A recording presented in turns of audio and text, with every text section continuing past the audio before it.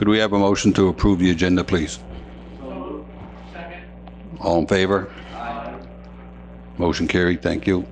You have some minutes from previous meetings. Is anybody had a chance to go through those? Councillor? Yes, I'd like to make a motion to approve the minutes of January 21st special council meeting, February 25th regular council meeting, February 25th in camera meeting, March 11th committee of the whole, March 11th in camera, March 25th regular council meeting, March 25th in camera meeting, April 8th committee of the whole, and April 8th in camera meeting. Thank you. Someone second that, please. All in favor? Contrary, nay. Motion carried. Thank you. Not much to report on the warden's remarks outside of the mayor and myself with the volunteer recipients awards from the town and from the municipality. We're in Halifax for the volunteer awards and also at Town Hall. And we appreciate all the work that our volunteers do. They make this community a much better place to live. So to all the volunteers of all the different groups, thank you very much. Moving on to presentations, 5.1, public hearing, Scotia Web LP Development Agreement. Mr. Folk.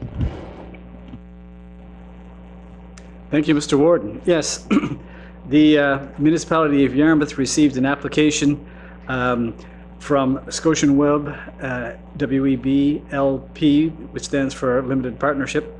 The application came in July 15th, 2014. The application the application was for a single large-scale wind turbine to be situated in the Brenton area west of Lake George.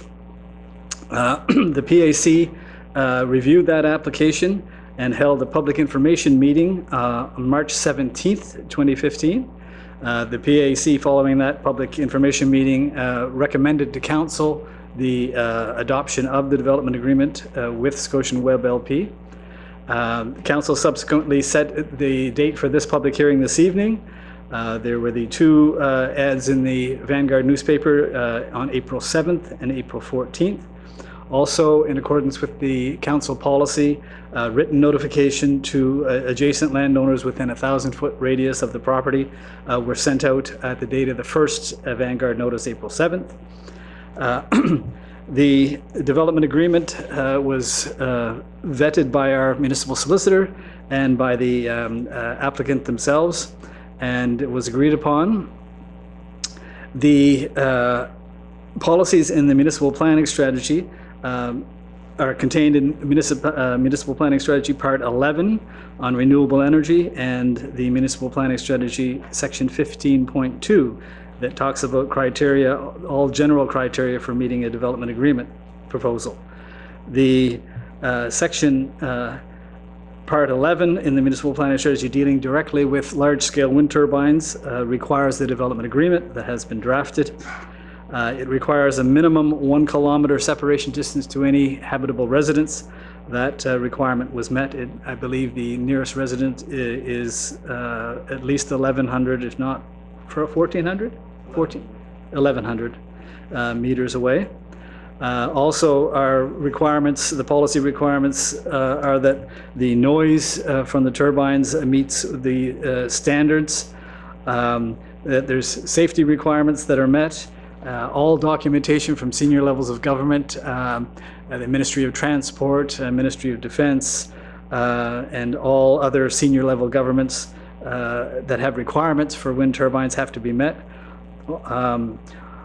Also, there is a requirement that there's a decommissioning plan should the, at the time when the windmill, the wind turbine ceases to be in production. It is required within 2 years to be removed from the site. Also, that there's no permitted advertising on the nacelle on the wind turbine.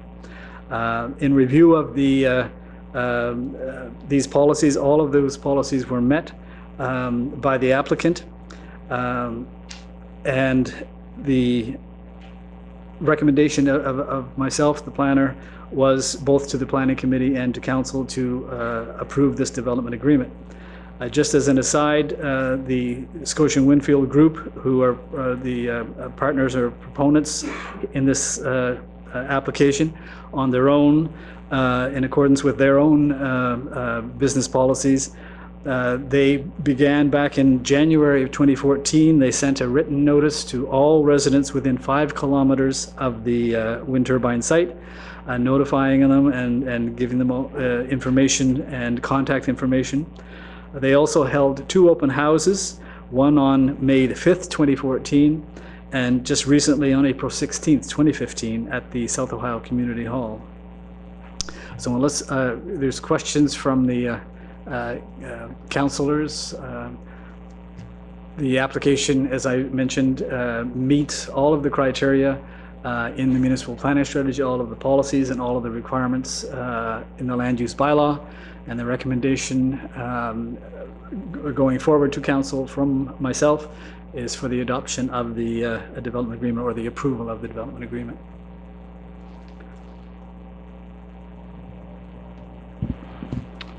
Have you received any correspondence from I the did mail? receive one telephone call, and that would have been approximately a week ago, from a landowner who actually resides in the Meteghan area, and he received a notice as per the written notice as per the council policy, and he was confused. He thought that someone was proposing to place a windmill on his own property. And I just simply explained that no, the windmill wasn't being proposed on his property. It was a property nearby, and he was satisfied with that. So that's the only contact I had. I checked with both the municipal office and the development office, the municipal development office. As of noon today, there were no inquiries or questions from anyone to our offices.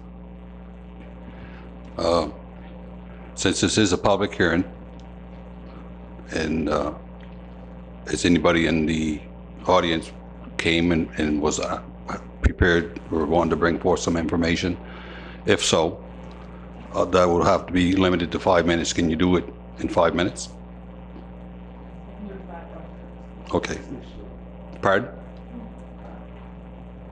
I'm very sad about the fact the councillors represent. I'm very sad about the fact that in democracy only 5 minutes is applied for an issue which has a tremendous impact on our environment, health, and property. And this is not fair, just to limit this topic of 5 minutes, and nobody knew about this. It was just a small announcement. In our last meeting last week, only a couple of people joined that, and when I see that now the House of Ohio Community Center is full of other people, they should be here. Right. An open hearing means that people talk. I have to disagree with you. I mean, you had opportunities to send written letters to us or whatever, and there's been several meetings. And maybe you have more, but if there was 50 people here and you all took an hour, if the limit's going to be 5 minutes. That's typical for any public hearing. So anybody that wants to come forth, like the lady, if you can do it in 5 minutes, by all means. Tell me what my 5 minutes. Okay. All right. You should sit here with the microphone.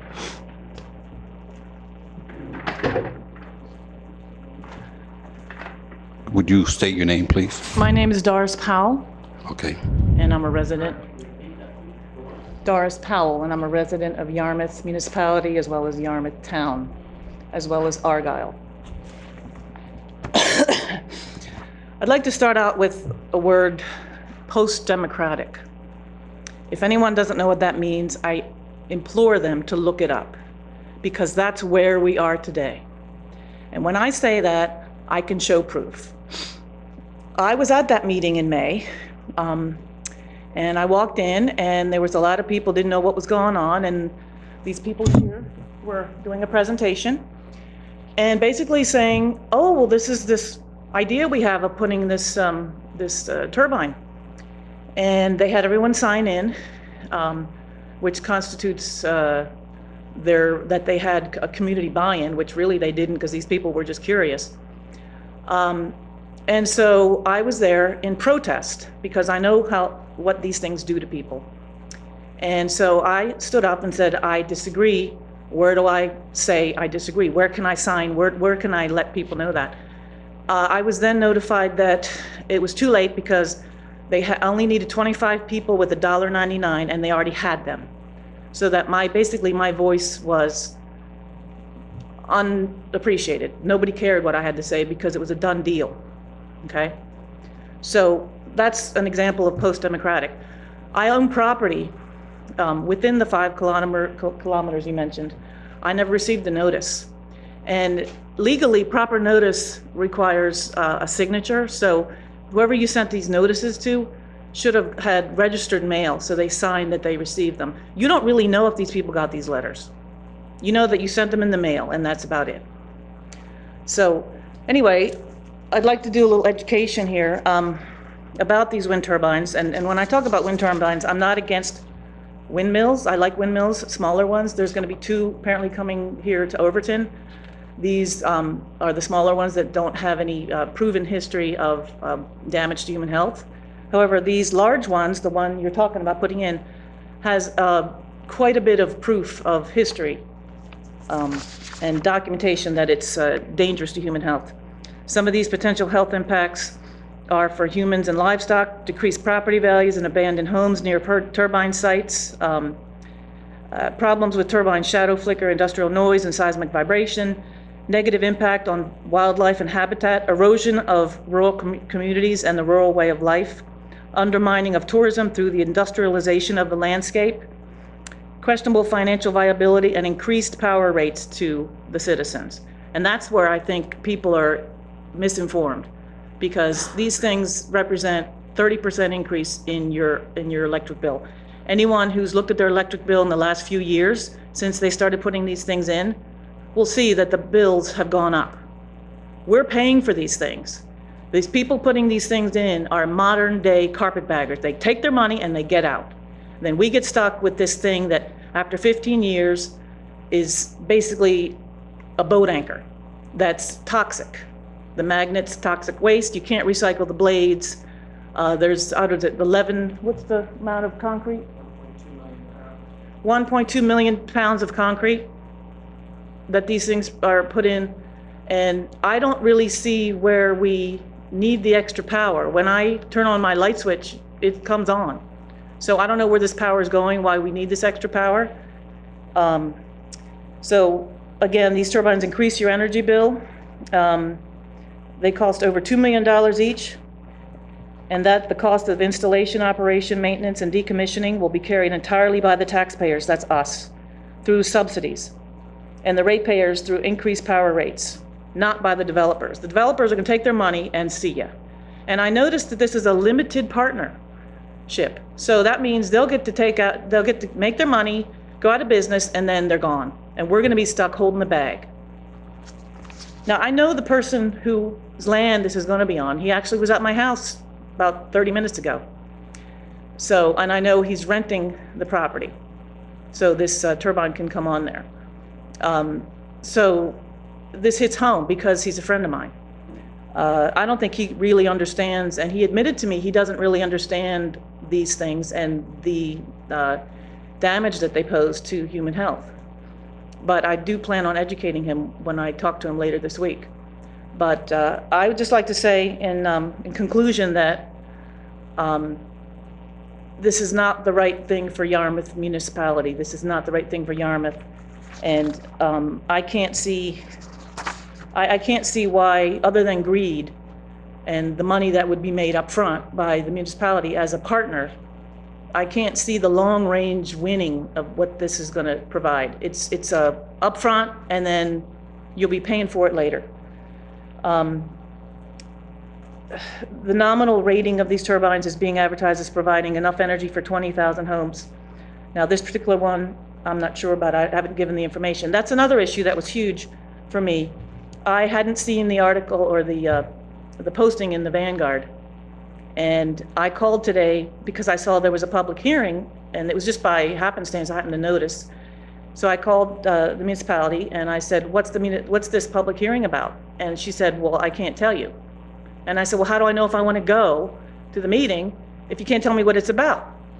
And I said, I've clicked on all these links and they're not clickable. And she says, well, we're not allowed to put the links on until 7 when the meeting starts. So then I said, well, how do I know what the meeting's about if I can't click on the link to see what the meeting's about? And then she says, well, at 7 you will. So I thought that is the most absurd thing I've ever heard in my life, where you can't know about what a public hearing is about till the date and the actual time that the hearing starts. It's insane. And it speaks of, and I hate to say it, but it speaks of secrecy, and it's really sad. It saddens me that this is what the municipality has had to sink to. It's really sad. Why couldn't she just tell me, oh, it's here, you can click on it, here's all the information, here's whatever. I still don't know. I still don't know what's in there, because it's 7 o'clock and I'm here. So I have my computer at home, I could click on it and see what it is, but she said, oh no, she wasn't allowed to post it till 7. So it speaks of secrecy and that you guys are trying to hide something. So I'm done, thank you. Thank you. There's one point I would like to clarify. Did you infer that the municipality was a partner in this? She mentioned on the phone that she gave me the 3 names, and she said it was a limited partnership between the municipality, the Scotian Web LP, entering in a development agreement with municipality, and then Brazil Lake, and then this letters where I looked them up and I couldn't even find them. There was the fourth we're one. not partners in this, if you're talking about a financial partner. Excuse me? We're not financial partners in this project. All right, well, she mentioned, Okay. she gave me the wrong information. Thank you. But had I been able to click on it, I could have looked it up and found out for myself. Okay, thank you. Anyone else?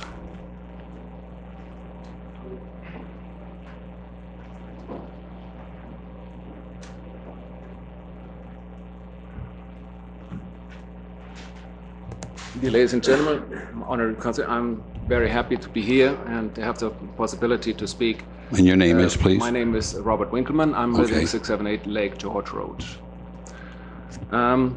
First of all, we are talking about a windmill park, an industrial area, industrial park, which has a tremendous impact of all kind of questions in insurance and all kind of questions of property management.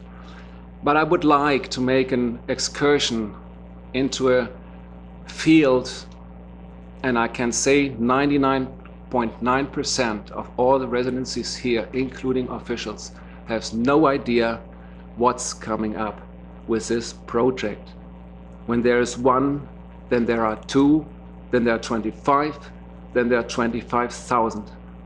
Germany, France, Spain, United States of America are full loaded with this wind project, standing still, not producing because of health issues and insurance questions, a lot of issues about environmental cases and so on.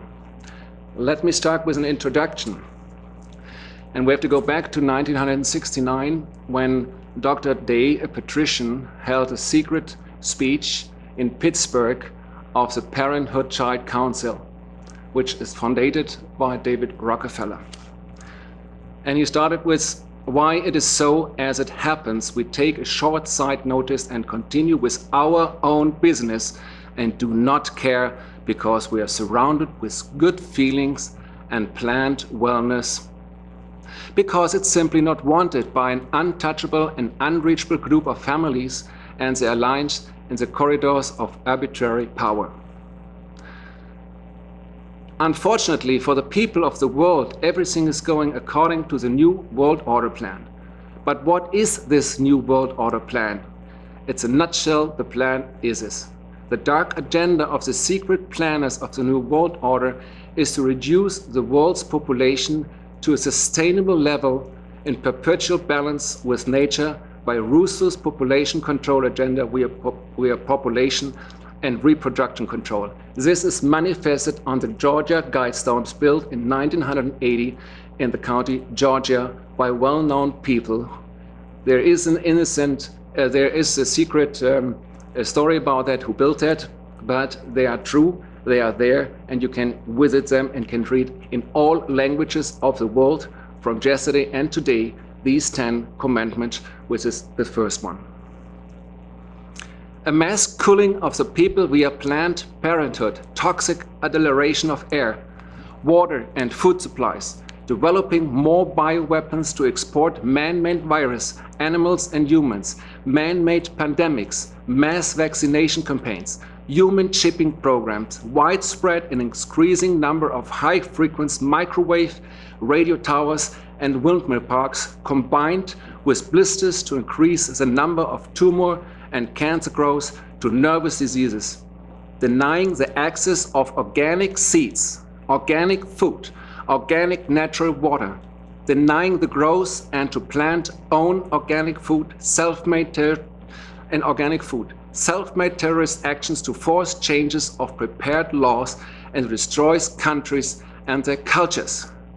A planned Third World War to take over and to possess and to control totally the world resources and the humans to install a dictatorship. Then the dark agenda will impose upon the drastically reduced world population a global feudalistic state with a world government, world religion, world army, world central bank and world currency and a microchip population, in short, to kill 90% of the world population, to control all aspects of the human's condition and thus rule everyone, everywhere, from the cattle to the grave. And this speech was top secret. And after 20 years, Dr. Dunnigan, he's a pediatrician as well, was shocked about that what came true after 20 years. And he started with his colleague Randy Engel to repeat this speech in front of this council. What he said is exactly that what George Orwell already in 1984 put down 1940. And Huxley made a 3-hour movie how the creatures will live in future. We have our cards. We are living with cards. We have computers everywhere. Access denied. We go to the bank account. Access denied. We go to the government to have an entry. Access denied. That's what the plan is behind. So what does a windmill park has to do with that? I'm sorry.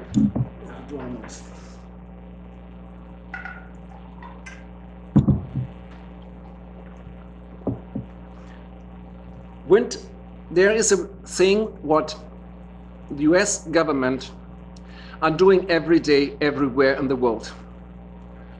Tortures. The wind turbine is a torture because it produces sleep deprivation. And as this has been long recognized as a torture by the Geneva Convention of 1949 and the United Convention Against Torture, CAT, and the United States of War Crimes Act. And depriving someone of proper sleep is torture, regardless of whether it is prepared or perpetrated by the CIA against suspected terrorists or by reckless planning authorities who permit the wind industries to sit industrial-scale wind turbines in residential neighborhoods, or by noise pollution, regulatory authorities and health authorities who ignore consistent reports of sleep deprivation from neighboring residents. When authorities deem developments compliant with regulations or wind developers effect species mitigations, they are inflicting torture. They are violating and fundamental human rights. You're almost done, sir. Yes, I see you have a lot of paperwork there, but I'll give you over 5 minutes now. Thank you so And much. in all fairness to the Let me previous just- lady, she was done in 5, and there's some more waiting to speak. Let me share just for the last Okay. showing some pictures what I made from my journey through Germany. This is going how it's looked like. And this is a recreation area for hundreds of years. Hundreds of years, people went there to recreate their health. Now, behind their curtain, they installed wind parks. So we have other things we have to discuss about insurance questions. This can happen. We have hurricanes in our area. And so a cripple is standing there, but who is responsible for the cleanup? And the fire brigade cannot put out because it's 200 meters high. So there is no responsibility because the people are gone. They don't care about what. And this is what I'm talking about. Thank you for your time and listening. Thank you, sir. Next. Oh, have you noticed in Ontario they're talking about the pellet industries in Nova Scotia? And when you just go along Highway 1 and look what they destroyed in the Pittman Road, it is a catastrophe for our municipality and our county to destroy our nature by just this European pellet big business they bring in our community. No. And it's belonging to the same system, to the same investors. Thank you so much. Thank you. Hi, my name is Robert Powell. I own property, as my wife mentioned, in Lake George area within 5 kilometers. I did not receive what constitutes legal notice. So this is I again reiterate, this is a violation of administrative law and noticing. So I'm sure if what's wrong with your process. This has happened on 2 of my properties with 2 wind farms. I'm not getting noticed. So this is in Argyle as well as here.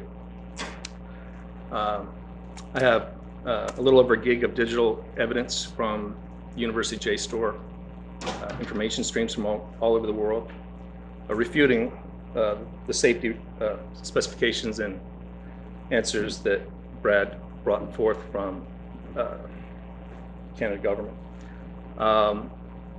Who do I submit this to as evidence? Rick Brother.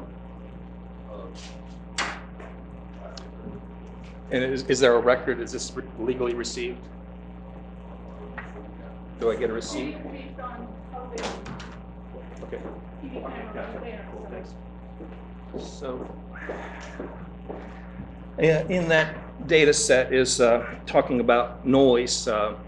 Noise is highly subjective in what you call noise. Noise is, according to Canada government, stops at 20 hertz because this is what we can't hear. Some people do hear below 20 hertz, interestingly enough, and beyond 20,000 hertz.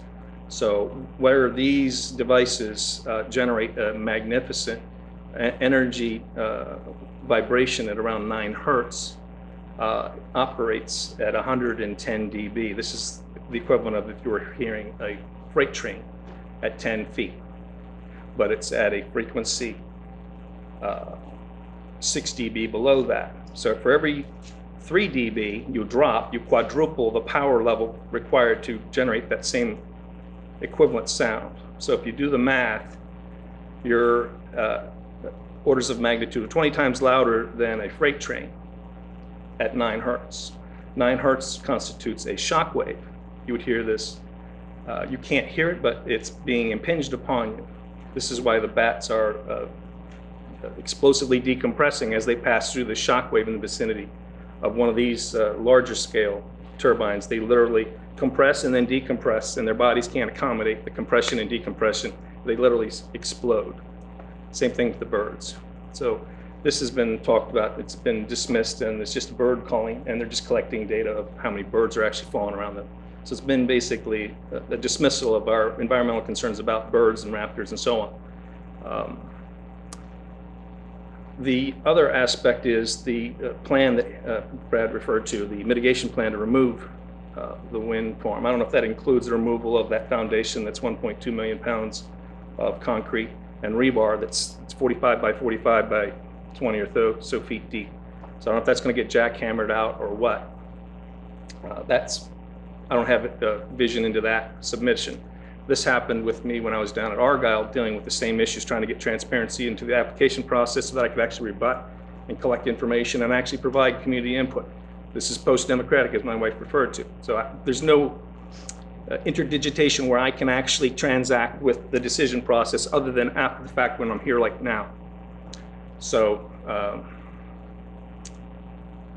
lastly is the liability issue of all the issues that I was talking about. Is your bond, are you guys factoring this in with your bond agent and your liability bond? That this could theoretically be thrown upon you in the future as liability. So has that been evaluated? That's a question.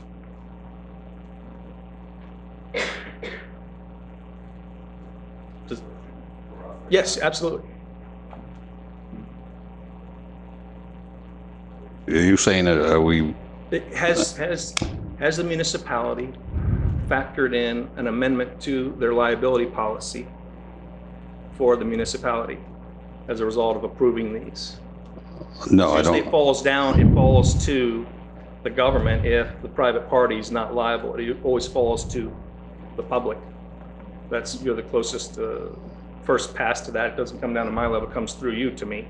Right. So and here we are making the decision. So I'm wondering if this is factored in to the financial risk equation for the viability of an ongoing concern of the municipality of Yarmouth. Well, there's risk with everything we do as a municipality, and we carry, like, I guess, did you want to speak to that, Raymond, at all? Well, I can speak to it certainly. We're asking the insurers that have been contacted to amend the municipality's liability insurance policy. I don't believe I certainly haven't been involved in relation to that. And quite frankly, I don't think it's required. If that were the case, the municipality have to contact the insurers after every time they issue a building permit or they issue anything in relation to that. It's generally covered under the municipality's liability insurance policy. And it doesn't necessarily, I disagree with what you do in relation to whether or not if the developer leaves the plan with the municipality is going to be automatically liable in relation to, I don't think it works that way. The municipality acted under their bylaws and planning strategy and land use bylaw. Then I don't think the municipality is necessarily liable because we're not the owners of the project. We basically allow the project to begin in the sense that it follows the municipality's land use bylaw. That's the only involvement generally the municipality has in relation to it. It's not an owner or partner in the project. Who's liable? Who is liable?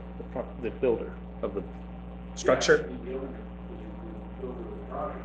Right, and they're limited liability, so once they get their money, they're But my point is that there's not a surety bond anywhere, and I don't think there is. No one showed me proof. In the application, was there a surety bond issued? No. So there is no liability for this, is my point. And this should factor into your decisions, because big things, sorry? Yeah. So,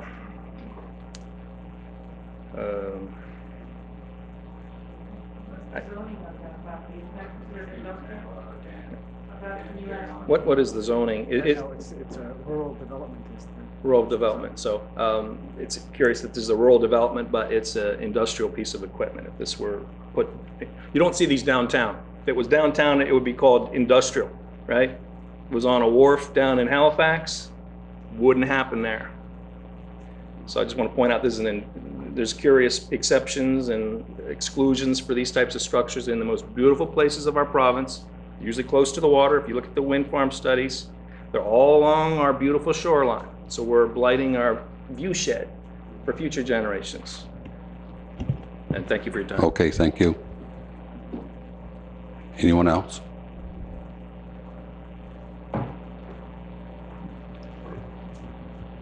Can I say one thing for now? We're gonna hold you accountable for everything that's on that CD, just so you know. Okay, So I really hope you guys look at it. Yep. Really, It's a lot of good stuff. You A will lot never of have access stuff. to full okay, recent information. yeah. Okay, before you leave, you pass it, okay. Oh, yes, My name's Marcy Wallace, and I have a residence which is a 20-minute walk to the proposed site. okay.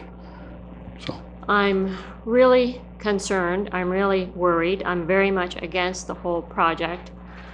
And I honestly think that none of the counselors here have enough information given to them given to yourselves, or have found enough information to be able to even vote on this situation, because as Mr. Fulton said, he was following the Department of Environmental rules which we know are not always in our best interests and quite often are definitely not in our best interests.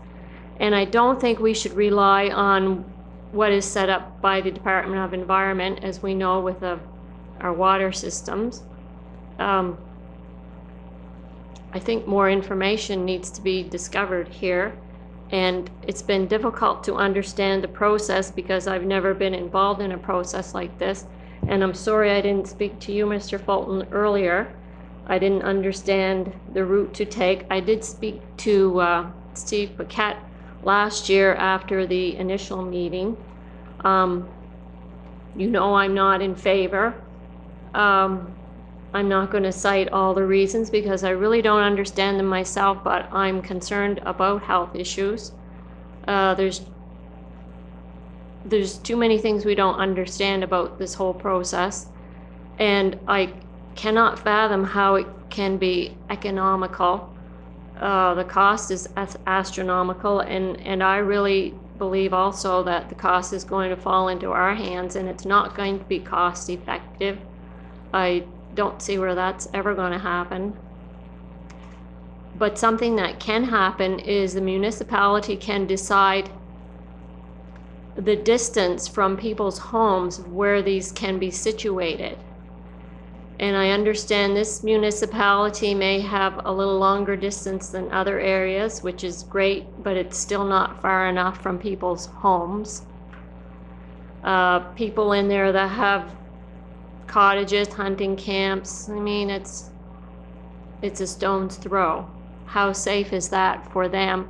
They've lost their place of they have definitely lost their place of recreation and peace and quiet, and I've lost my little place of peace and quiet that I so enjoyed, and it will be lost to me. I'm just one person, but I appreciate I have the chance to have my say, and I'm not in agreement. Thank you. Thank you. Anyone else? Okay, thank you for coming out. So, and speaking on, where did we go with?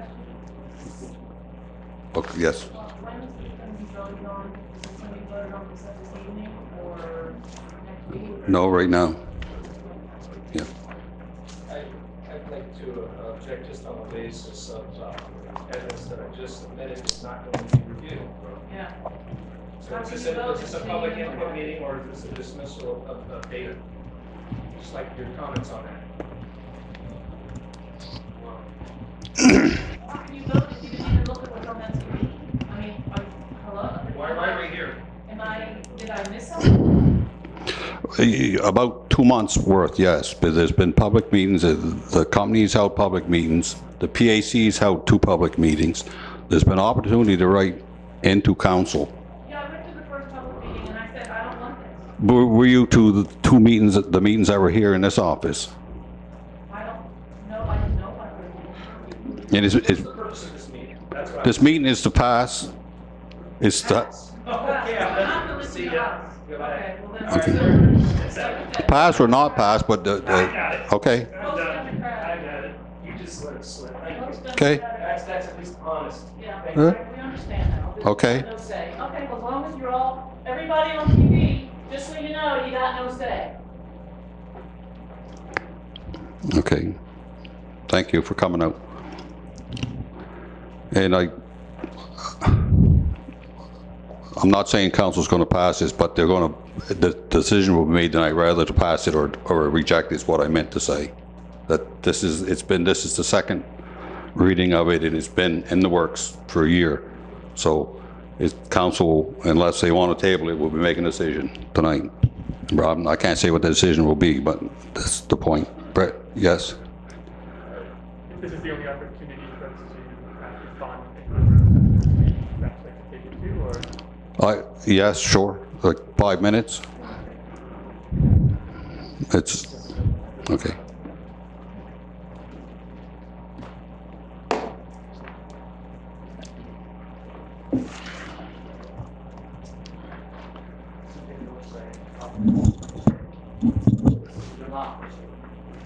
Thank you, Mr. Warden, councillors, ladies and gentlemen, for the opportunity to speak. We appreciate everyone coming out tonight and speaking. Oh, certainly. My name is Mitchell Underhay. And Stephen Thomas, I'm a project coordinator with Scotia Wingfield. Yes, we're part of the project proponent. And just given some of the comments that were heard this evening, we'd like to correct a few misconceptions about the project. Firstly, the company structure that we have, the limited partnership, does not refer to a time period, but instead a partnership that exists between these two companies for the purpose of owning this one particular project, and it will continue to own it throughout the operational lifespan of the project. We have a power purchase agreement for a 20-year period. In that time, we will pay into a decommissioning fund where money is put aside, and at the end of the 20-year period, and throughout the project as well, there'll be money set aside for decommissioning. I know there were some concerns about that, but there is $124,000 set aside that can decommission the project at the end of its lifespan. Another thing I'd like to speak on is human health. There's been a few extensive studies in Canada and abroad, most notably the Health Canada study that came out last year in regards to wind turbine noise and the effect on health. And they found that while it can contribute to annoyance of people, it does not contribute adversely to stress levels or directly to sleep. It's also worth noting that many of the participants of that study were much closer than a kilometer, 500 to 700 meters mostly. And it's worth noting that the closest permanent residence is 1,180 meters away, not including, there might be woods camps in there used intermittently. Perhaps Steve can speak as well to the purpose of the turbine and the fact that this is not, in fact, a subsidized project. This is a private venture done through a provincial program to incentivize it, but it is not the ratepayers that are paying for this project. Yeah, certainly not taxpayers having the onus to bear the cost of this project in any way. It's a partnership between these two companies under the Community Feed-in Tariff Program. And again, that ownership is from a network of CEDIFs, Community Economic Development Investment Funds across the province. I think that's all I had to clarify on that.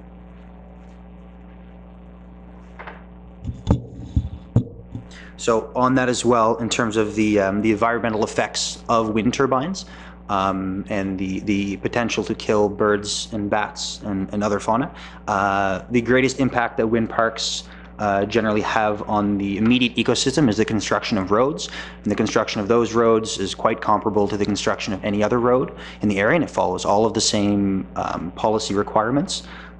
There is a potential for killing birds and bats over the course of the lifespan of the turbine, but put in perspective, clearing land for subdivisions reduces habitat, putting high-sided glass buildings, having house cats. There are many other anthropogenic causes of bird kills, and the reason for collecting carcasses afterwards is so that we can have data to say that confidently. And these studies have been going in the lifespan of all the larger projects around Nova Scotia. Anything with an EA has done this, and so we can say with confidence that the amount of bird mortalities faced with this project, in comparison to other forms of energy generation, will be very minimal. Let me say that with confidence. I think that's all the misconceptions off that I collected from this evening that we would like to put to right.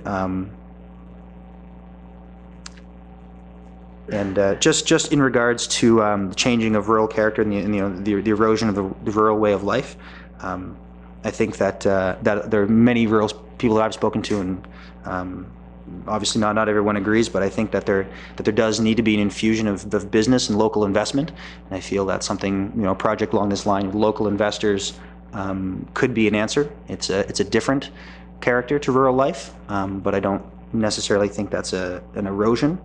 And I think this is a way that we can keep energy and money local and will serve us well in the future. So, thank you.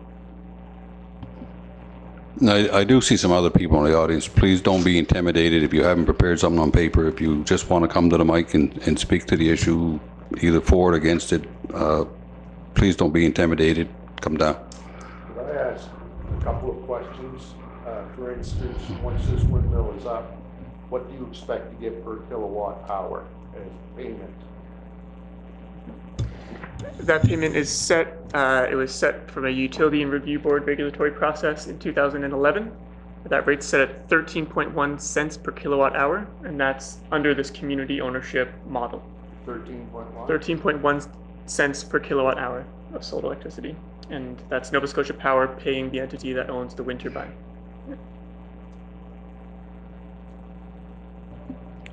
And Were you done? Yes, thank you. Oh, and okay. that 13.1 cent figure is held for the entire 20-year period. There's no escalation. It doesn't rise and fall with the cost of other fuels. It's that cost for the 20-year period of the contract. Did you have a question you handed? Okay. How are you going to protect the towers against erosion and moisture and other environmental issues, lightning, thunderstorms, and what will this have impact on the total environmental In terms of erosion and weathering, it's coating. It's a steel tower and carbon fiber and fiberglass blades. So it's mostly the coating, in just as you would have for any steel structures near the sea. And the same for the blades and the nacelle of the turbine, the generator at the very top of the tower. It's a paint coating, and we do regular maintenance on. There's a service and maintenance package that's been signed between ourselves and the manufacturer of the turbine for the 20-year life of the machine. So at least twice a year we go out and do regular maintenance. And under that, of course, any maintenance that isn't regular, that we need to come out and do any work on the gearbox, or certainly that also includes blades or tower, although that's less common, is all covered under that maintenance package. Okay. Anyone else? Yes, sure. I'm really concerned, as I expressed to you before, but I will publicly, that we could wind up with more than one wind tower there. One is problematic enough, but to have even more than one, it's legislated right now so that we cannot have more than one, but if everything changes up, who knows what will happen. So I can Go for it. like We're fighting at the bit here. Thank you, Marcy. As you alluded to, under this community feed-in tariff program, part of the stipulation is that all the electricity stays in the local area. The 1.99 megawatts of capacity for this project feed directly into the Hebron substation, and unless there is a tremendous amount more electricity load on that substation, it wouldn't be allowed to have another wind turbine on that electrical grid. If in future there's more load, it's possible, and under a different community feed-in tariff program, the one that this project is developed under is now closed for new applicants. It's possible that one or perhaps two else could be put up, but there's no program in place to allow that for now. Something that would, of course, hinder a wind farm in this area is the setbacks. So with the 1,000 meter setback in this area, there simply isn't the room to have a large wind farm.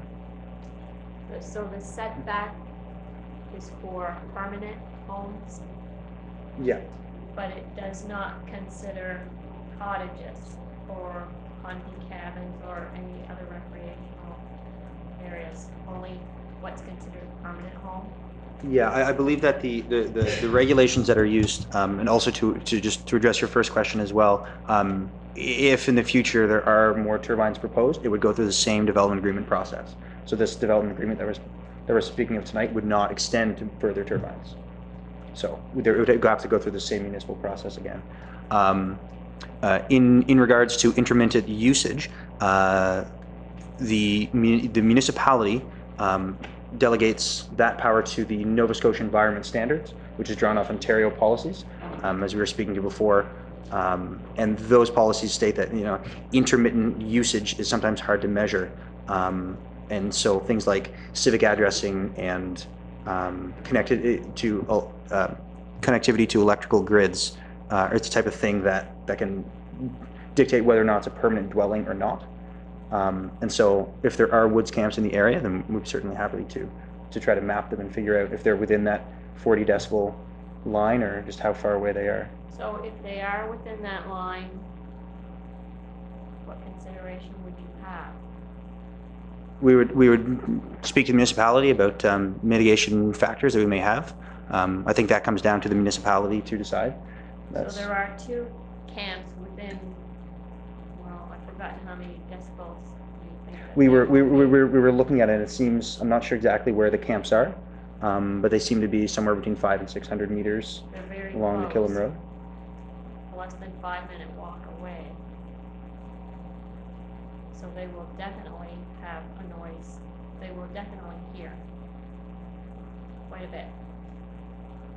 Yeah, the sound modeling that we've done as well and submitted to the municipality, the kind of circular target pattern map that should be at the end of the development agreement, shows a worst case scenario in any given direction. So it assumes that any given direction is downwind. So that is kind of the worst case scenario estimation for the sound levels. That is a municipal decision on their part, whether or not or to what extent the dwellings count for intermittent usage. But thank you for raising that concern.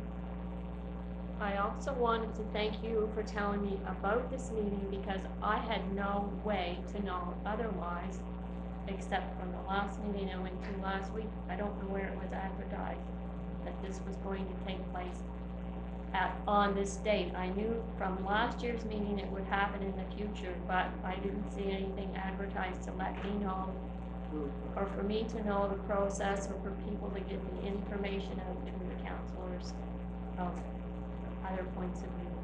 All of the land use bylaw amendments and development agreements are advertised in the Vanguard. So those notices are, the Municipal Government Act requires municipalities to publish in local newspapers notice of meetings. So I mentioned at the opening of my presentation the notices that were published for the meeting. It's a series of 3 as early as March, the notices in the Vanguard. And on the municipal website, everything's always on the municipal website as well. Yes, you followed the rules, you followed the environmental rules. I don't believe the present environmental rules are good enough. But this municipality can decide what they want for environmental rules. It's all in your hands. If you believe this is fine, you vote yes, but you also have the power to think about it and think, well, maybe the environmental rules aren't quite good enough. We do live in a beautiful area. We have a beautiful country here. We have a beautiful province, and that presently is a beautiful, quiet place, but it will be no more.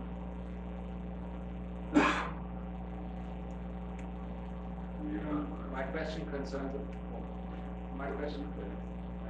Yes, I am. my question to the council here is, why did the council make a cost efficiency calculation and presentation for the public, and to realize and to recognize what is the benefit and who is carrying the responsibility and the cost? I do have an expertise of a councillor in Germany, the community who was asked for an industrial park like that. And after this all of calculation, the taxpayer had paid $30.1 million. 97% went from the money directly to the logistic up to the bank system, and only 0.7% came back to the residencies. And the second question is the CO2 question, that windmill parks reduce CO2 is an absolutely nil calculation, because the big industry energy producers in the world, they are buying on the stock market CO2 certificate. That means for every saved CO2, they are buying themselves free with this CO2. And I talked with him already about how does the electricity from the windmill farms and parks come to our house? Well, it comes through the Nova Scotia power line. So there is a stock market exchange, and the same game in Germany. There's a big stock market for electricity. So the renewable energy plus the atomic energy from the coal energy and the brown coal energy goes directly to one spot. And they're dealing with that and they're making tremendous $1 trillion of money. But nobody can tell me what will happen when there is no wind. Yesterday, on Monday, I came back from Halifax. All the 15 wind turbines in literally standing still. The wind turbines I saw on other places close to Halifax standing still. But who is carrying the cost? So he makes his calculation as well. So when there is a good time with a lot of wind, they make the money.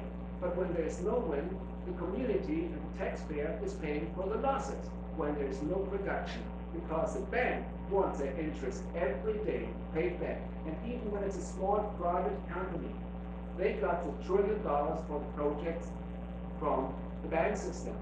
And so this is a vicious circle. You have to go from where does it come from? And you have to ask the question, what is the benefit? And the properties will lose the value, like in Pamlico. The people are sick. They are going away from Pamlico, but they cannot sell the property because nobody wants. We want to have here a community with tourists because they're tired of wind parks at home. They are tired from the noise. They're tired from this beautiful sightseeing. And they want to have a residency, and we want to have retired people here. They want to join the Atlantic. They want to join the Biotopic. Sir, that's not a question no more. That's, okay. All right, and I just, well, and I want to shut this down soon. If no one that hasn't spoken does want to speak, go ahead, sir. The senator referred to, there's two companies involved. I don't know if they can get one. Yep, the Scotian Web LP partnership is between ourselves, Scotian Wind Inc., and then Web Wind Energy Development. They are based out of Austria. They're community owned. They've been doing the community ownership model of wind energy development for over 18 years. And they own a minority stake in this project. And we've partnered with them simply because they know this industry better. It's a very young industry in Nova Scotia. They can bring us relationships with the manufacturers of the machines and so on. It is just the two companies involved, yeah. Okay. Anyone else? Did you have any wrap up? Perhaps quick 2 points. Okay, in a minute. Let him. All right. I'll let him speak, and then you can finish up, and then we're going to have to move on. Okay. If wind energy is so bad in Europe, why have they even filled large portions of the North Sea with windmills offshore? And I think, from my recollections and what I've read and what I've seen on TV, Dr. David Suzuki had quite a bit to say about it on there. That it is one of the better forms of energy because of the reduction in greenhouse gases, that kind of thing, long term. We can't go back to kerosene lamps. We cannot shut down our houses and shut off our refrigerators and deep freezes. And we are at the mercy of one major power company in this province, and that needs to be broken so that smaller companies, you need competition is what we need, and we need more of it, and we need to bring that cost of the electricity down so that we can bring some development in here and put some of our young people back to work and keep them in the province. Okay. Your last one for you. Okay. On one side, I agree with him that we need to break in the monopoly, but that's not wanted from the big guys. Okay. Absolutely not wanted. So we are not allowed, or will be very small, reduce the amount of small wind energies at home, or solar panels, or vacuum. And what is not allowed is free energy and Tesla energy. Everybody can reduce in a small box this amount. Okay, but sir, I mean, not the wind parks. okay. So, quickly, can you wrap up, and then we're going to... No, I would agree. Oh, I would agree that independent wind energy and certainly community-owned wind energy projects represent the only viable or the only existing competition on the Nova Scotia power grid as it stands now. And the energy that this wind turbine produces directly displaces energy that would otherwise be produced by coal, and those hundreds of millions of dollars a year are going directly to of course, the shareholders of Nova Scotia Power, and the coal that we're buying it from, unfortunately, we no longer are able to mine in this province for the most part, and it is leaving this province and leaving this country for the most part to the United States, Venezuela, and Colombia. So this does represent, I agree, it represents an opportunity for energy dollars, if you will, to stay in this province. A final note on our community meeting just over a week ago.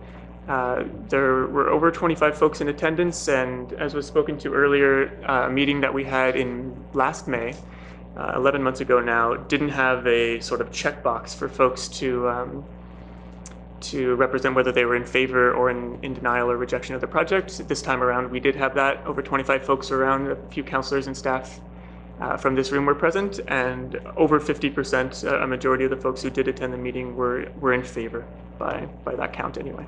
Okay. Thank you. No, I'm sorry, sir.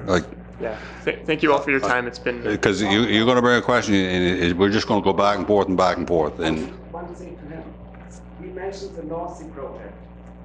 but The North Sea project. the North Sea, we can't deal with the North Sea or what's going on in Europe here tonight. And I understand your concerns, but he raised the point. We need energy. People don't want to do it with coal. They don't want to do it with propane. They don't want to do it with nuclear, and they don't want to do it with wind. They don't. At the end of the day, we need electricity, and this right now is still clean, renewable energy. Now, is it perfect? Maybe it's not, but you know, as a council, you're going to have to make a decision here tonight to move forward this project or not. So, all right, the last one. There's the development of tidal power. There's numerous small sites right in our county, and massive amounts of innovative funding. Are we going to keep going through this windmill process, if I may use a pun? No, I know where you're going, and I will say that they're working on tidal energy now in Digby Neck. And I think in the future you're going to see a lot more of it, and we're set up in the perfect spot with Bay of Fundy and the strong tides to take advantage of that. So, okay, all right, council. Thanks again. End of public input.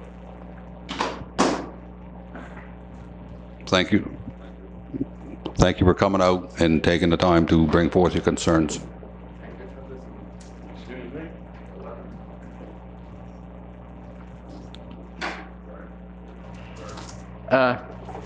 I know there's a lot of concern about the animals and humans and who it kills and how many, but I'm just wondering if there's a data of how many animals or birds or whatever are killed by smog, by oil, by gas, by coal.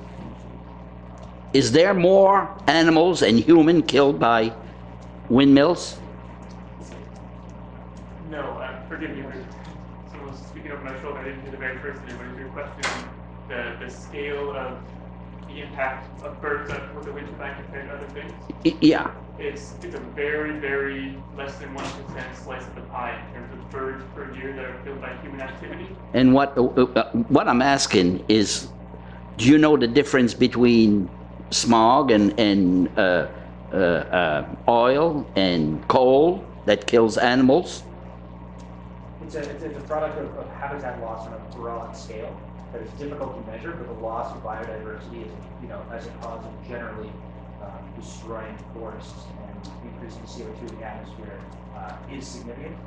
In terms of anthropogenic causes that are more measurable, large glass-sided buildings in cities and house cats by far outweigh those. This is taken by a multi-year study in the United States of birds found dead near wind turbines versus birds found dead from house cats and from Yeah, that's what I'm asking. Yeah, and so on a broad scale, you're looking at I forget the figure right now, but it's many times greater for each of those ones. So you might have something like 1 or 2% of the slice of the pie of all the birds killed would be done by wind turbines, And then you might get, something like 40% killed by glass sided buildings, another 30%. These are general numbers, which I can supply studies later, but Okay, the gist of it is much, much larger. thank you.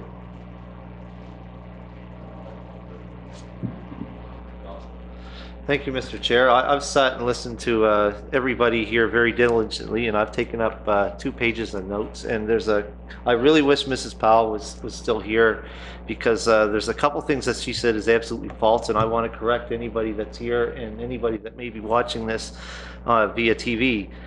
Community buy-in by signing an attendance form. I want to state right now that is the most ludicrous thing I've ever heard. Just because you go in and sign an attendance form does not mean that you're buying into the project. And I want to make that point very clear to anyone who goes in and signs an attendance form at any public meeting that any council or planning advisory committee or any committee of council takes. That does not mean you buy into the project. That just means that you've gone in there and you've signed and you've listened. And also it's for our records, because if I may have any questions, at least I'll have a record to get back in contact with them. I really want to make that clear. And also another thing, she also said it was a done deal. To me, nothing's a done deal, ever. I always sit and listen and try to take in both sides and every side of any issue that we have. I've always done that, and I always will. I really wanted to make that clear. And also a 30% increase in power bills, she also mentioned. I don't know what time frame she was talking about, but there's also other factors other than wind power, or the generation of wind power, would have to do with that. That includes the increase in fossil fuels, the price of that, the price of labor, and all that other thing, inflation. I don't know, and I really wanted to ask her that question, but unfortunately she left. There's also other things. Mr. Winkleman had mentioned that it starts with 1, then 2 in this one particular development. I sat through, at the very beginning council, I've been the chairman of the Planning Advisory Committee since, I think it's 2009. We've gone through an extensive land use bylaws and municipal planning strategy review over the past quite a few years, Brad, and Brad certainly is very well aware of that. And I never forget, at the very start of that whole process, we sat down and we decided what was important to the community. Green energy was important to the 30+ people that put up. What they did is they had a Bristol board and they put sticky notes on different things that they thought that was very important. Wind energy was one thing that they also thought was very important. And unfortunately the other gentleman had left. Also tidal power, green energy. That was very important to the people in the room, and that seems to be emanating all throughout the municipality. Where did I leave off here? In regards to starts off with 1 and then more and more and more. I think that we have very good rules stating setbacks and areas allowed for these wind turbines to be put up. The area that this one's going is rural development. It was deemed at that time, way back when, and we also went through a consultation process with the public.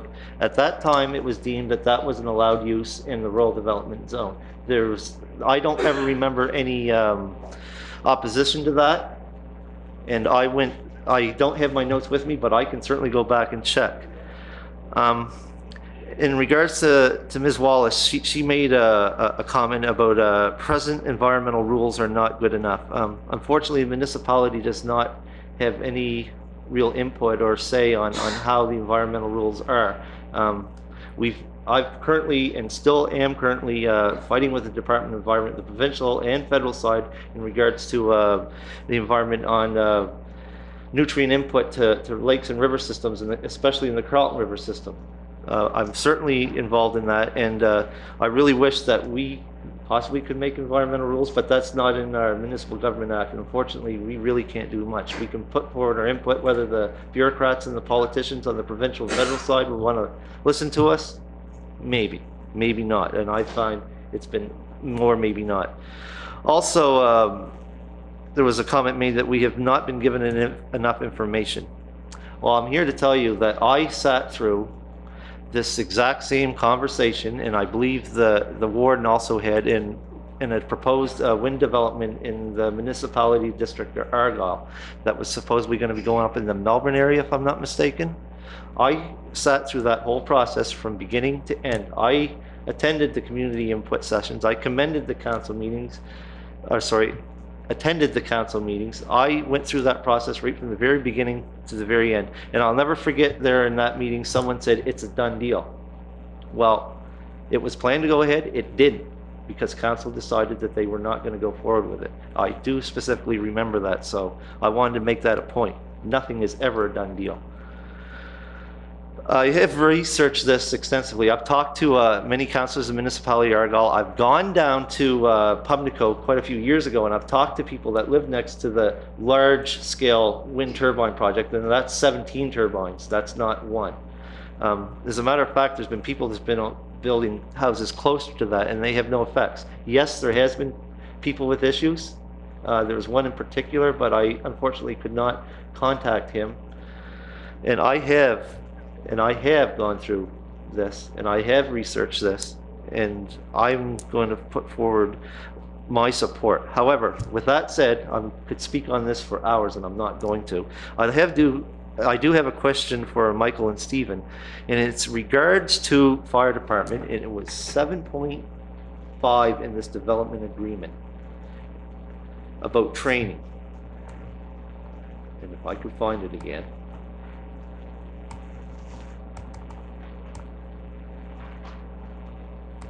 $7.5, I believe. Yeah, the developer shall provide necessary equipment, training, or on-site infrastructure required for adequate emergency response.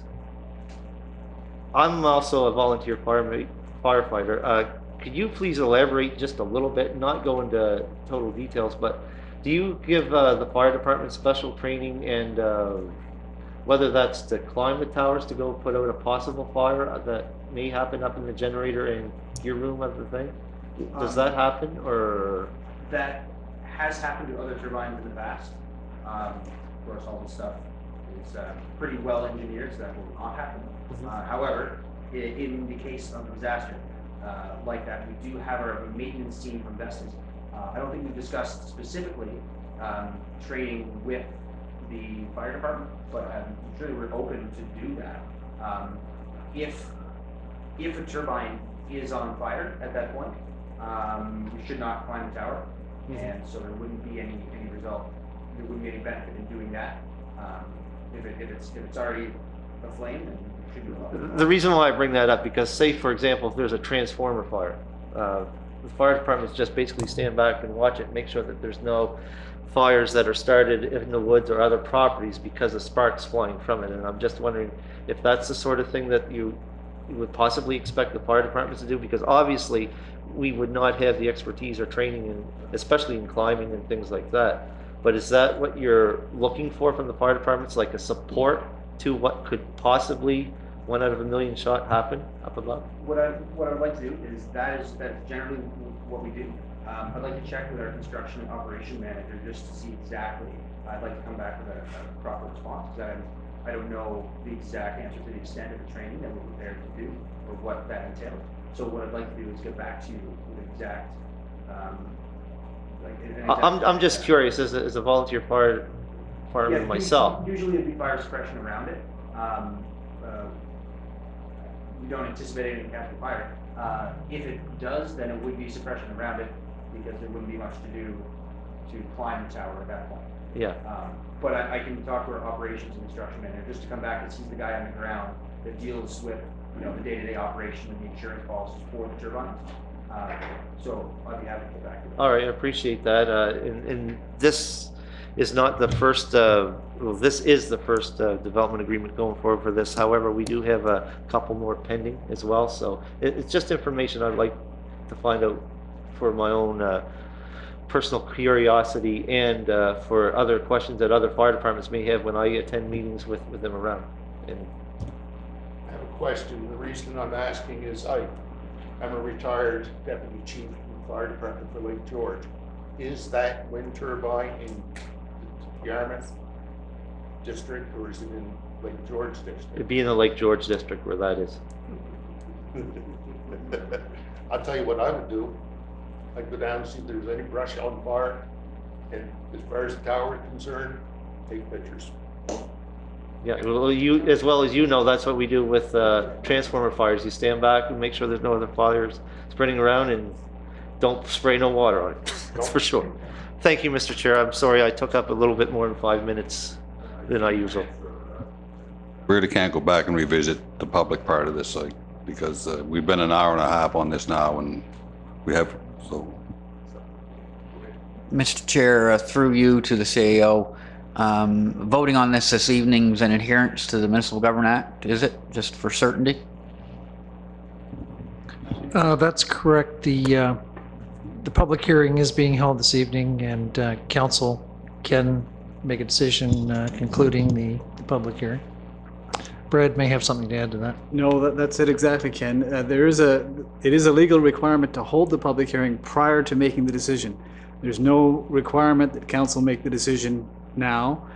Council can defer that decision, but, you know, council cannot make a decision prior to holding the public hearing. Given that information, I'll move that we accept the Scotia Web LP development agreement is circulated. I second that.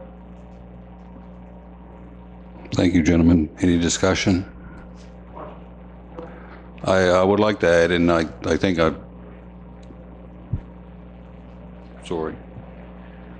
Go ahead. I'd just like to say that I respect all the views put forward this evening. I think they're relevant and truthful and sincere. And having said that, I would like to comment on the general categories of conversations that were had here tonight. I believe Councillor Cunningham, the other Councillor Cunningham also talked about this. The environmental rules, the statutes are provincial and federal that are followed there. And while we have the ability to write letters and that type of thing, ultimately we don't vote on those. So again, those are things that you know, are not policed by us, and so that's not really a consideration at this table. If we do development agreement, and we allow business to proceed, and so long as they're adhering to those laws, then we've done our due diligence. The setback distance was mentioned, and again, we had a lot of conversation around the council table about the setback. It is more stringent than many other jurisdictions, and we had a lot of debate about, you know, being able to develop this wind resource and have jobs in the community and power in the community versus, you know, protecting residents from undue annoyance. So we thought that fell in the reasonable zone, right? That was comfortable for us. So that's another factor that we considered.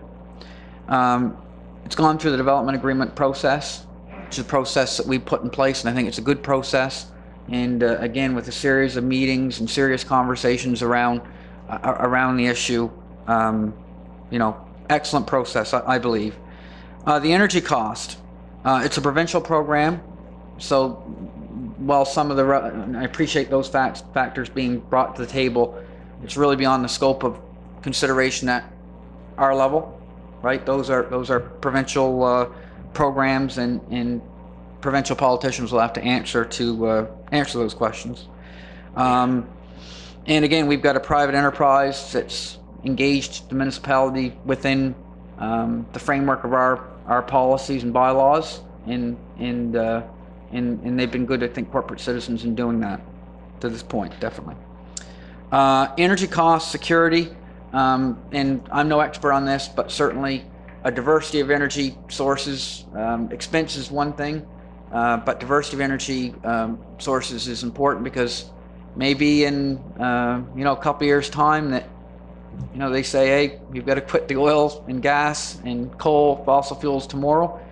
I think with the development of tidal power, hydropower, all those other sources, it's not only expense, it's the surety of the power for industry in Nova Scotia. So I think that's a relevant factor here as well. The municipal ratepayer, there was some talk about ratepayers paying for electricity. Our ratepayers pay municipal taxes based on property assessments, and we don't control power rates. That's a provincial concern.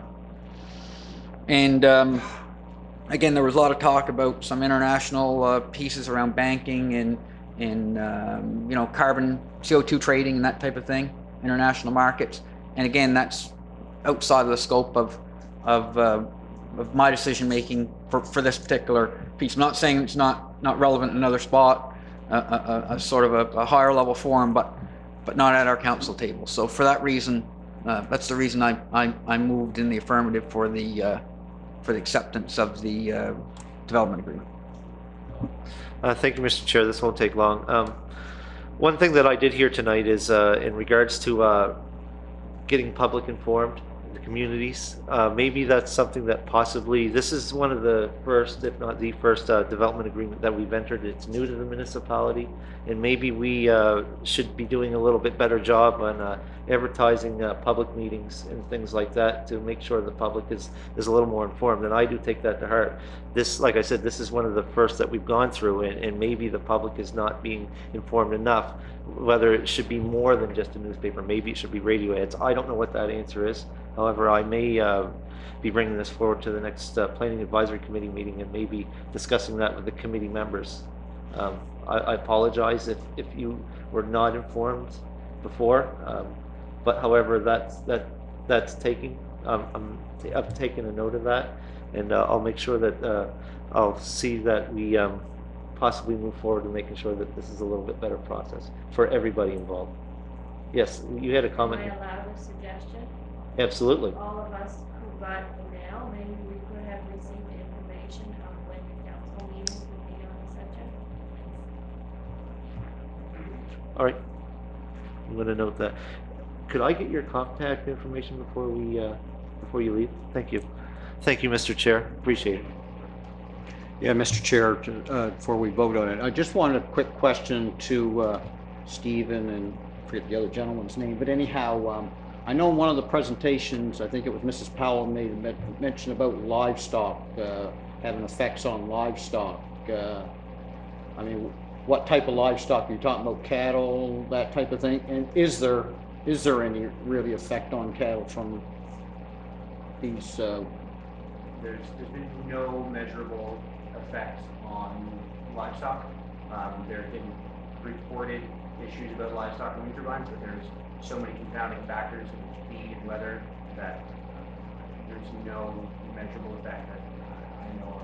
Yeah. And if there was an effect on them, what would be the signs? You wouldn't know that. I really am not sure that there are effects on livestock at all, and so I don't think there would be noticeable effects. So I think it's kind of a moot point worth studying. But I don't think that there hasn't been any measurable effects. Lots of places farmers will keep them in their fields as added income, right? Because it takes a small amount of land and they can still graze their cattle around it. Yeah. Thanks. And also I want to just make mention, I know Councillor John Cunningham made mention of it. You know, I know the community in Pubnico pretty good, and I've never, I mean, I guess someone had made mention there'd been some health effects from the windmills in Pubnico, but I've never ever really heard anything. Anybody I've ever talked to, I think they've been very favorable to the project, except for maybe one person, as John had mentioned. And other than that, I've heard nothing but favorable comments about the project down there. So, thank you, Mr. Chair. Okay. John mentioned it, and it was a good point. Maybe just doing the Vanguard for public notices is not working. Maybe it worked 10 years ago, but it's not working anymore. So maybe we're going to have to look at CGLS or something. Maybe a little broader field just to let the public know. So, and we'll look at that. Absolutely, Mr. Chair. I'll get that added for Okay. just for discussion. Yep. Any further discussion? Question being called. All in favor say aye. Aye. Contrary, nay. Thank you, gentlemen. Motion carried. 5.2, second reading, service fees for payment cards by law, S-085-14.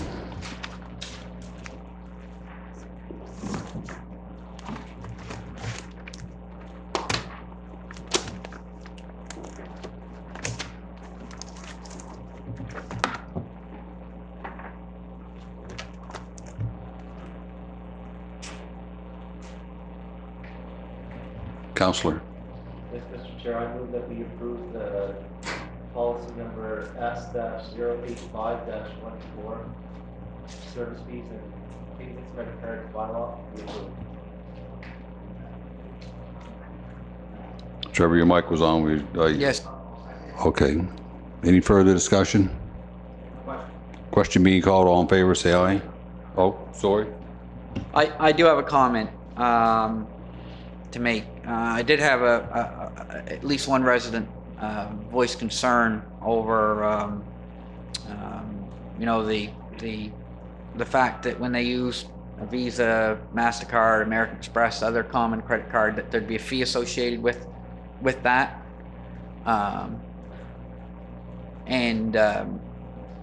It's my understanding that those fees are unavoidable when you use the credit cards. I mean, there's some, I guess there's some, wish to be able to collect air miles, these types of other reward programs. But having said that, that would necessitate, we have to pay a fee and we're collecting taxes. That would necessitate raising the tax rate, essentially, if we're going to get into that. So that's probably not the best usage of taxpayers' money. So that's the reason why we can't engage with that without charging a fee. So just wanted to make that clear, and I'm going to vote in the affirmative for the policy.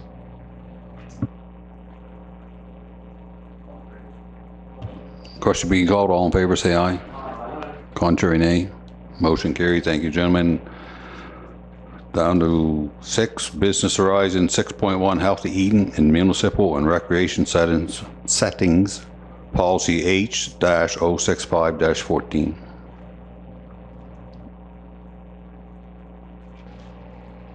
Yes, Mr. Chair, I'd like to make a motion that we approve of the Healthy Eating in Municipal and Recreation Settings Policy H-065-14.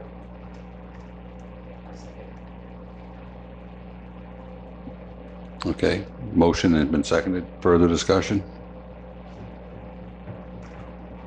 Go ahead, Councilor. Thank you, Mr. Chair. To start off, I am not going to be voting in favor of this policy. I do support healthy eating. I have stated right from the very beginning that I do not believe that the municipality should have a policy that states how our municipal infrastructure should sell and what they should sell to the general public. The whole policy does not make me feel comfortable having sat here as long as I have, knowing what councils go through when you have a policy and it has to be changed or there's a kink in it, the arguments that come forth. Having read this policy as many times as I have, I do not believe it is in the best interest at this time for this municipality to support this. And I'd like at this time, I know there's a motion on the floor, but until there is some more investigation into this, because my understanding is that there's 2 different policies at this time on the, excuse me a sec, I have to get into it, into the implementation on the 3 years.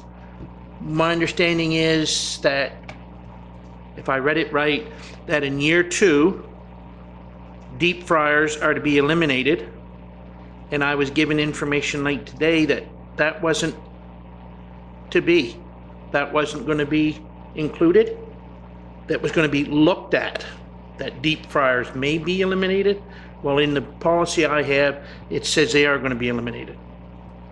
I don't know if at this time I can make a motion to table this until there's further investigation into that. I can't. I have to wait and hope to see where it goes. Thank you. To answer your question, I don't believe you can make an amendment to the motion, but it's pretty strict what an amendment can be. Yep. It can't change the motion altogether. So, Councillor Churchill. Yep, that's true. Thank you. Mr. Chair? Yeah, Mr. Chair, I think we have somebody that was in the audience here, Jane Cunningham, who was actually part of that, part of the process of development. She might have been able to answer a couple of these questions that maybe we're not quite understanding. So I'm not sure she'd want to do that or not, but she is in the audience. I don't know about go through the process bringing you up, but I guess there's one or two basic questions, so possibly, Rick, maybe you can ask her to clarify those. You understand? Well, I think the deep fryers is probably one of the biggest questions, Jane, that around. I think myself, I understand it, and I think Councillor LeBlanc understand it, that they're not going to be, or no, I guess probably the way I understand it is that they're not going to be taken out unless, like, will they be actually taken out in 2 years' time? So originally, in the policy, we had that they would be taken out in year 2, and then after meeting with council, we certainly got a strong vibe that that wouldn't be approved, or, you know, people weren't favorable in having that. So we did change the language so that it read, look into what are the possibilities. Has the climate changed that people are more open to having that? So it says, I think the wording now is like explore removing deep fat fryers, because there are other options out there, convection ovens that actually produce a French fry that tastes just the same. So it's to give time to think about it, and maybe it doesn't end up happening. So Okay. it kind of gives you. Well, that's the way I understood it too. Oh. Trevor, I guess, and then John. They were both flashing, so. Right, well, that clarifies it for me, and Gil Dares was in and said he accepted the policy, and it was, you know, he could work with the folks to you know, implement the policy. I guess for me that clears up the confusion around it. We had in our notes, as Leland, Councillor Anthony had indicated, you know, a document that said that they were going to be pulled out over 2 years. That's not the document. We have the other piece that replaces and updates that document. So just for greater clarity in the motion, I'll move an amendment, because just to speak clearly about which policy we're adopting the policy with the revisions. I'll move that we adopt the policy with the amendments. I'll move that. Still on there. I want to formulate the policy, the motion.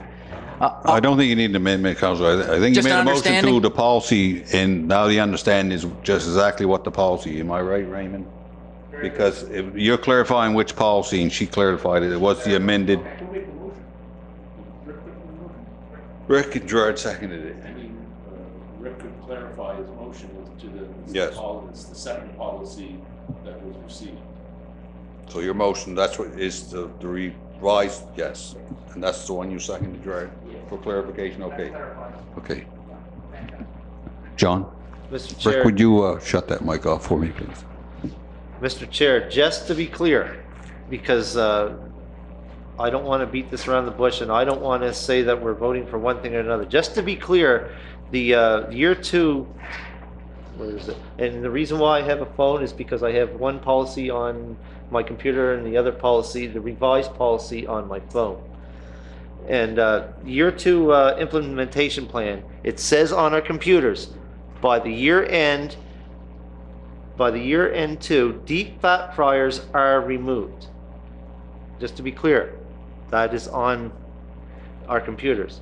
Now the revised amendment was year 2 to explore the options around the removal of deep fat fryers from facilities. So I want to know exactly what am I voting on here. Am I voting on the revision of year 2, or am I voting on what's on my computer? I want to be very clear about that. Okay, so I would say that but the motion and the seconder both are quite clear that it's the revised one, that they will explore options around removal of the deep fryers. That it's not compulsory that they come out in 2 years. Am I correct? Yes. That's the motion you're making to council. Yes, sure. That's how you understand the policy as it's presented? Yes. Okay. Okay, I just wanted to be Okay. very crystal clear on that. Question? Sure. I want my fellow councilors to fully understand, you are voting on a policy that can work maybe today. Try to look in the big picture. We are working, as I stated earlier, very diligently to get the Mariner Center to have a full-size, Olympic-size swimming pool, the possibility of the curling rink there someday, other things that may happen out there. You are, and I know what the recreation or the healthy people are going to say. We're not restricting. Be very careful. Here it is, best practices to support healthy eating policy implementation. If there's A, there's B, and then there's C, municipal grants. Now we are fully understand and listen to it as we read it. Municipalities can influence the food environment beyond the scope of this policy through their grants to organizational programs. Municipalities shall endeavor wherever possible to incorporate healthy food and beverages in grant requirements. So the Boy Scouts come here. Want to know if we can get a grant from you to hold a jamboree in Yarmouth at your recreation facility. Yeah, we give them some money, but hey, Boy Scouts, we don't want you serving hot dogs because tentatively they're unhealthy. They're sold around the world, but we don't want you to sell hot dogs at your function at our recreational field. Now, maybe I'm going outside the scope, and I probably am, but I believe this municipality will end up putting restrictions on something that we don't need to do. I don't need to do something. Don't make a policy to do it. If recreation, as far as I'm concerned, are so diligent on wanting healthy eating, then get off their patooties and promote it. I don't think they need a policy stating that the municipality says healthy eating in every one of our municipal functions. So I hope to be able to come here at a Christmas party, and I don't expect to see any hot dogs sold here because tentatively they're unhealthy. You can have some hamburgers, but also if I'm a worker here, I can bring whatever I want. If I want to bring hot dogs here and eat them, or unhealthy food, I can bring them here. I can cook them here, and I can eat them here. But if I have a function here, the municipality will say, listen, we don't want you serving unhealthy food. I do not believe that we need this policy to promote healthy eating. Now, that's my take on it. And I told you earlier, I am voting in the negative for this. I'll stick by that. I do support healthy eating, but I am not going to support a policy. And that's my last word. Mr. Chair, this is my second speaking, and I'll make this quick as well. I fully understand the argument on both sides of this. However, I am also part of government, and I always find that if a policy doesn't work, we can change a policy. Changing a policy is a lot easier than changing a bylaw, or changing the municipal planning strategy, or changing a development agreement. I was on the fence on this, and I think I'm going to vote to the affirmative on it. However, Councillor Anthony's and any other councillor that I've spoke to about this, and other people, their concerns are duly noted. And like I said, we can go back and change a policy if we see that it's not working, and it's not as large a process, as I said before, as changing a bylaw. Yes, and I'll agree with that point with Councillor Cunningham, certainly. And as municipal legislators, it's our job to give some direction to staff. Right now, we've got an untenable situation in that we've got a few staff, and they're great people, but they're making the rules, right?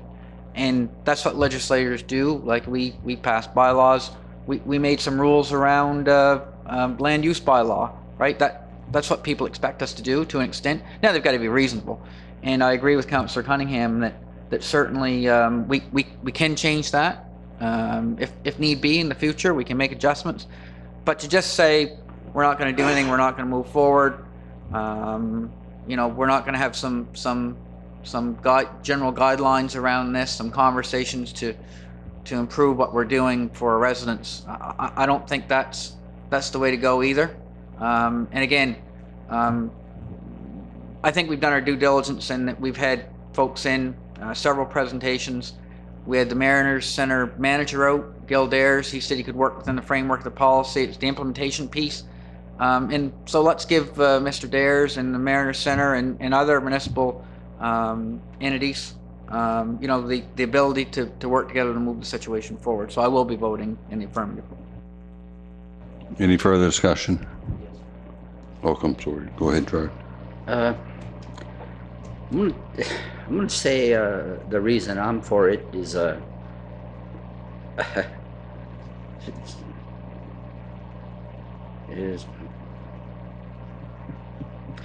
I think we should send oh boy.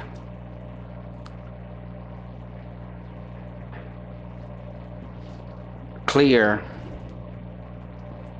that we're for healthy eating. I'm trying to say. I respect Mr. Anthony's take on this, but we have to show our children the right way, the right food to eat. Because just look at me. I've been eating a lot of hot dogs, you know. But anyways, I'm very much in support of this. If I want to have a hamburger or a hot dog, I can go across the street from the Mariner Center and have some at Pizza Delight, or, you know, it's not that far. And it's not every establishment that's going to be with bad food. It's just going to be with good food. I mean, I'm sorry, with good. It's just going to be municipal owned, operated establishments. So, you know, the choice is still going to be there all around town, all around the municipality. It's just not at these places. And I think we have to show our kids that we mean healthy living, you know.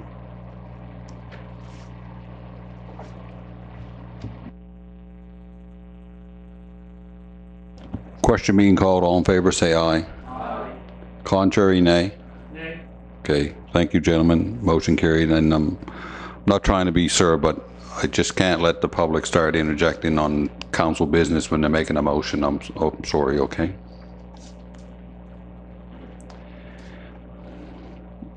Okay, 6.2, Councillor Cunningham, affordable housing resolution. Yeah, as you're aware, councillors are aware, I'm part of the Choice Housing Committee, and we had a conversation the last meeting I attended around bringing a resolution forward to FCM to promote additional housing options in rural Canada. So I'd like to make a motion that we work on crafting a motion for FCM regarding affordable housing for rural Canada. Promoting, affordable housing for rural Canada.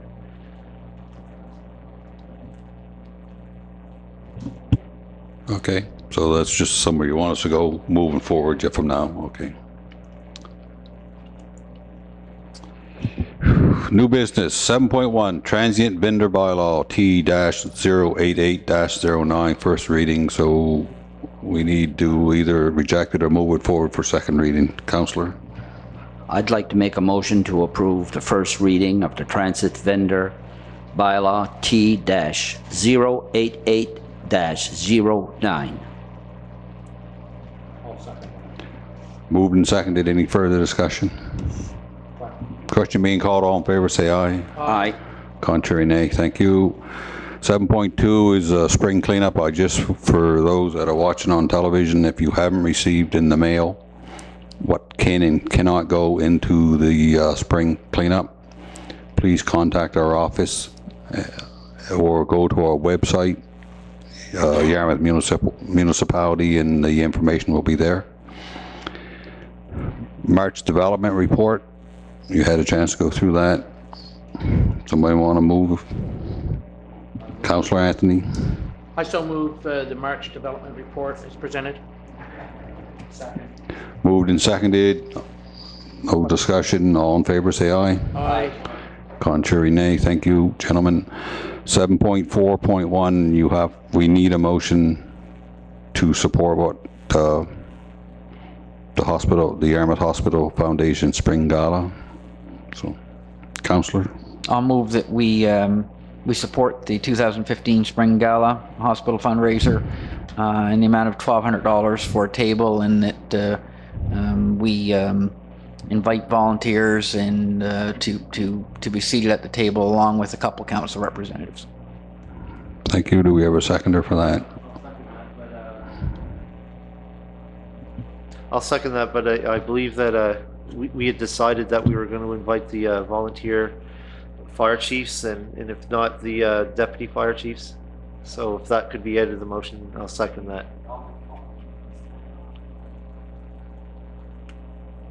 Liz, I know there's 2 chiefs and their wives going, but that was all that responded, Liz? So, in the affirmative?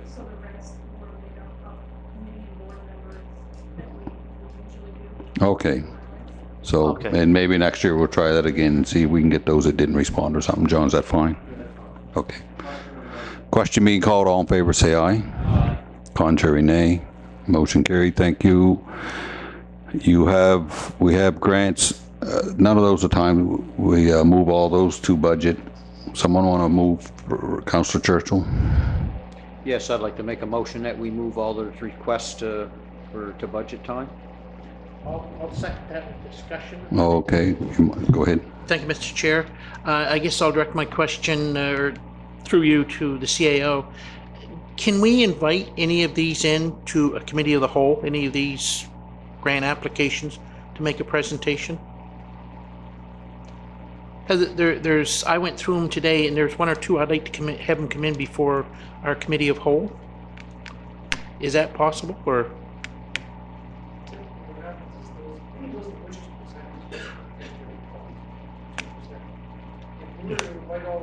Yeah. Well, yeah. Well, no, then I guess what I can do is I can get in touch with them and get some information, because I would like to have had them come in and present to council, because I didn't understand some of their, when I read down through their application and so on.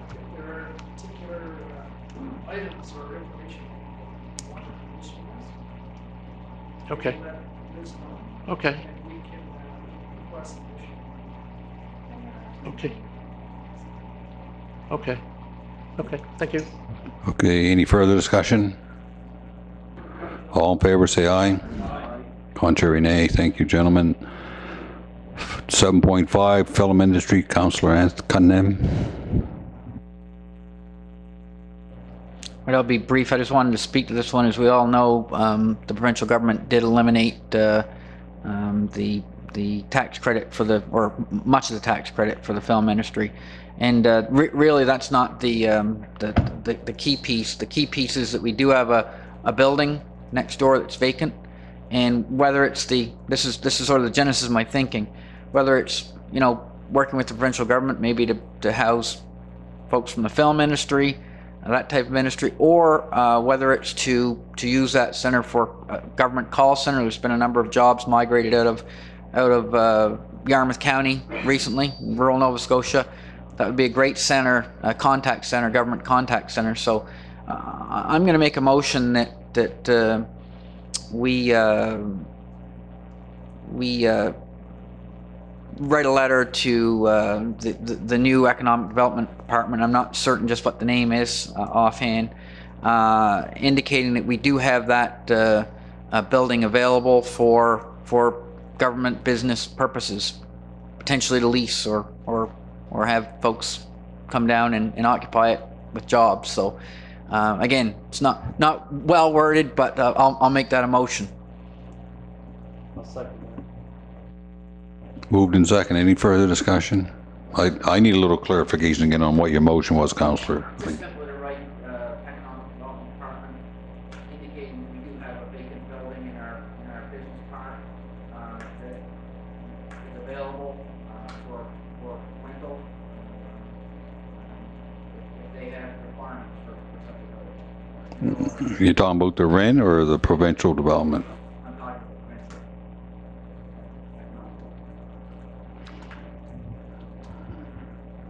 You have a motion, been seconded. Any further discussion? Question being called. All in favor, say aye. Contrary, nay. Motion carried. Thank you, gentlemen. 7.6, request for shredding. These are 7 years old, right? Yes. They're making a motion, Mr. Councillor? Yes, I'll make Okay. a motion that we shred the documents as requested. Do we have a seconder? Okay. Any further discussion? I will note that for anybody on TV that this is 7 years old, so that's how long we have to hold it by law. Okay. All in favor, say aye. Contrary, nay. Thank you, gentlemen. 7.7, a request for a letter of support. Have you had a chance to look at that?